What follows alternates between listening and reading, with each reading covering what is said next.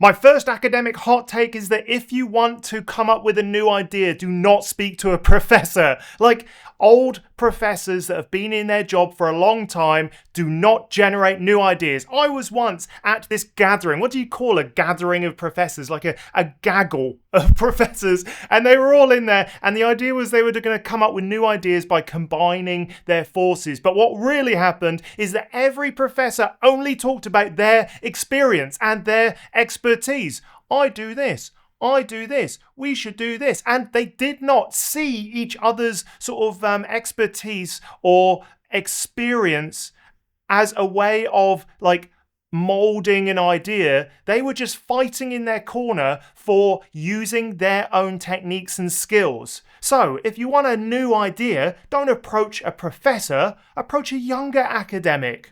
My second academic hot take is that science for kids is just circus. And there's nothing wrong with that. I quite like doing science show for children, but unfortunately what that means is we often say to them, whoa. Well, if you like this, you like science. Science is explosions. It's fun. It's like loud noises. It's fast. It's exhilarating. There's colour changes. And it's all just the fun bits of science condensed into like a 30-minute show. And the thing is, and the thing that I found is that I went home to my parents and I was, little Andy was like, I love science. And they were like, oh, you love science? Let's get you all the science stuff. And I built an identity around science as a show rather than science. And I've seen it actually flip the other way, where I've had a work experience student come to me while I was working at a university and he was like shadowing me for a day. And you can tell on the first day he was excited. He was like, at last, I get to do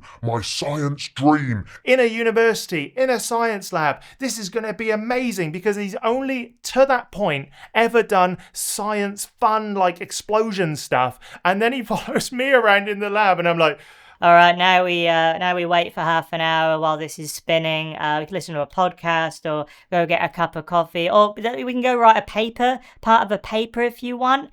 And I just remembered, like, I'm not expecting teenagers that hang out with me to be incredibly excited about the science and research I did, but at the same time I could see the dreams dissolving away in his mind. And I'm like, yeah, look, this is science. And don't get me wrong, some people love that. Some people, when they are first exposed to science, they're like, yes, this is what I want to do. But we give a lot of people the wrong idea of what a science career is really like. It's not explosions, unless you're an explosives chemist, which I was for 13 months in the mines. And it's not sort of like high energy impact awesomeness. It's a lot of waiting, it's a lot of downtime, and really it's a career in learning to write and persuade. That really is what it is these days. You're persuading people to give you money, you're persuading people that your research is awesome and it should be published in their journal. Oh, journals next, that's a massive scam. My third academic hot take is that academic journals are a scam. Big scam.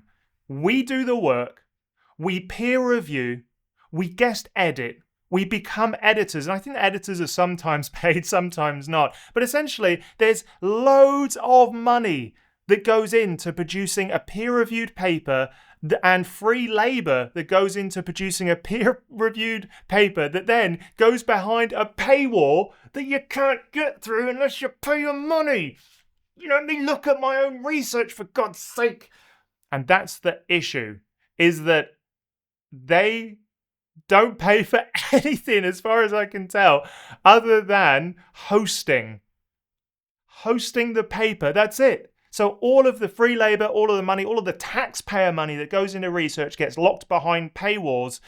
Incredible. I can't believe we still allow it to happen. If you've got a better idea for what should happen, how science should be disseminated, let me know in the comments. All right, I'm going to have another go at professors right here, especially old professors. I feel like once a professor retires, which is almost never, like you see the crusty old professors hanging on for dear life because it's their life's work. And I get it. They want to be there. They love the science. But here's the thing. Once they eventually retire, they shouldn't just be replaced with the next crusty old professor who brings in university money and prestige. It should be that they are replaced by 3 or 2 young academics, because they cost about the same as 2 or 3 young academics. So let's just get this energy back in academia. Universities are playing it so safe because what happens is that they just need continuous money coming in, grant money. They need prestige. They need to be known. So they employ people that have that track record already. But in fact, they should be hedging that risk of bringing up younger academics with a few, established researchers. I get it, but let's start the excitement, the new ideas, the bubbling up from underneath. Universities are too risk adverse, and that's why that happens. I'm not sure if this one's going to get me in trouble, but academic and industry collaborations often are a complete waste of time, and I'll tell you why. It all comes down to priorities. Priorities. An academic priority is to find something interesting and tell the world about it.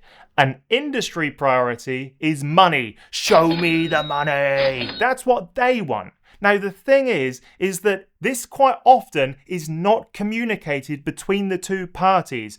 The university goes, great, I've got industry collaborators. They're going to give me money so I can find new things. And the industry partner's like, great, I've got a university collaboration, which means that I can get new ideas, which will give my product an edge, and then I can charge more money for it. And the problem is quite often, it just blows up in both of their faces because they haven't just talked about where the middle ground is. And to be honest, that middle ground is very slim and thin from what my experience is in industry collaborations. They're always frustrated it's not moving fast enough. We're always frustrated because it's like, not as interesting and fun as we expected it to be or we wanted it to be. We wanted to find new things. And also it's the expectations of the university that are quite often seeing industry as this cash cow. Grants are harder to come by. All of the competitiveness of academia is increasing. But if we can sort of persuade this rich industry to give us some money, now we're talking. We'll say whatever they want so that they give us their money. That's what we need. But the priorities mean that it often ends in disappointment. My last academic hot take is that academia is brilliant if you're part of the privileged few.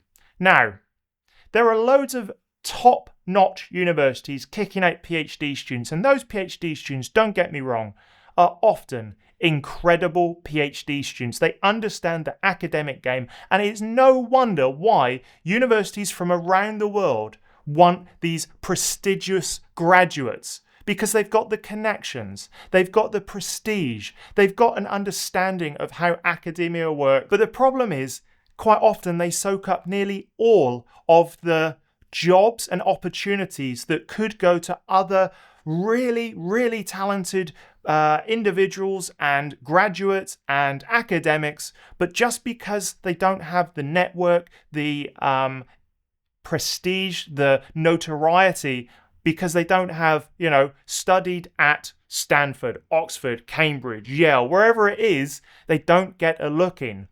And that is a massive problem. So I think academia does work really, really well if you're part of the privileged few. But unfortunately, that leaves the rest of us very little to work with, and it's super highly competitive for the scraps that are left behind. And I think that is a huge issue. We should start employing people based on a double-blind sort of review of their CV. The problem is the moment someone sees a prestigious university on a CV, boom, why wouldn't you get them in? I don't know how to change it. Maybe I'm just a disgruntled academic failure, but it just seems like there's a better way to make sure that the talent in the rest of the universities, in the rest of the world, doesn't go to waste. I'd love to know your thoughts. Let me know. If you like this video, go check out this one where I talk about the real PhD experience, where I asked 177 PhD students what it was really like. I think you'll be surprised by the results. Go check it out.